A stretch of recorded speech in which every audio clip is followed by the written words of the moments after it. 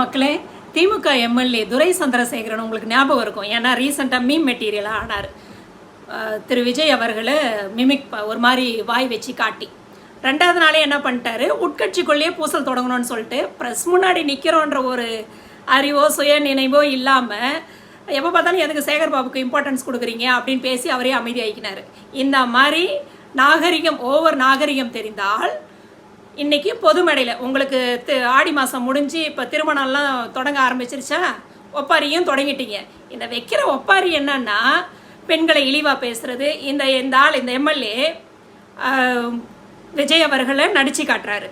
கீர்த்தனா அமைச்சரை ஒரு பெண் அமைச்சர் அவ்வளோ வாடி போடின்னு ஒரு மாதிரி கேவலமாக ஒருமையில் பேசி திட்டுறாரு. இது என்ன, இதை விட ஒரு பெரும் கொடுமை என்ன, இதை பார்த்து தலைவர்கள் ரசிக்கிறதும் சிரிக்கிறதும் தான் இன்னும் ஆச்சரியம்னு என்ன சொல்கிறதுன்னு தெரில எனக்கு. என்ன மாதிரி தலைவர்கள், இதை என்டர்டெயின் பண்ணுற தலைவர்கள்.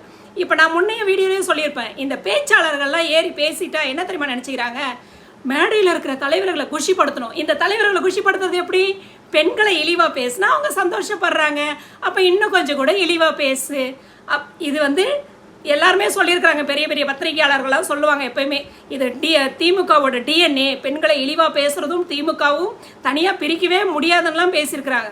ஆனால் இன்றைக்கி வெட்ட வெளிச்சம் இது நான் அப்படின்னு சொல்லிட்டு பொது வேடையிலேயே காட்டினே இருக்கிறீங்க. ஒன்றுனா இப்படி தான் நீங்கள் உங்கள் எக்ஸ்போஸ் ஆகுறீங்க. இன்னொன்று நான் பண்ணுறேன், அதில் கலைஞர் அவர்களோட டிபி இருக்குது, ஒரு டிஎம்கேவோட தொண்டன் என்ன மாதிரி கீழ்த்தரமான ஒரு கமெண்ட் போட்டிருக்காருன்னு நீங்களே பாருங்கள். இது சஞ்சய் நிதி அவர்களே, உங்கள் வீட்டு பெண்களுக்கு இதை காட்டுங்க, அந்த பெண்கள் இதை பார்க்கணும், அந்த பெண்கள் ரசிக்கிறாங்களா, அஃப்கோர்ஸ் உங்கள் தலைவர்கள் அதை ரசிப்பாங்க. நீங்கள் யாரெல்லாம் உதயநிதி அவர்கள் அவங்களாம் வரணும்னு ஆசைப்பட்றீங்கல்ல, அவங்கெல்லாம் பெண்களை இழிவாக பேசுகிறது ரசிப்பாங்க. நீங்கள் இழிவாக பேசுங்க.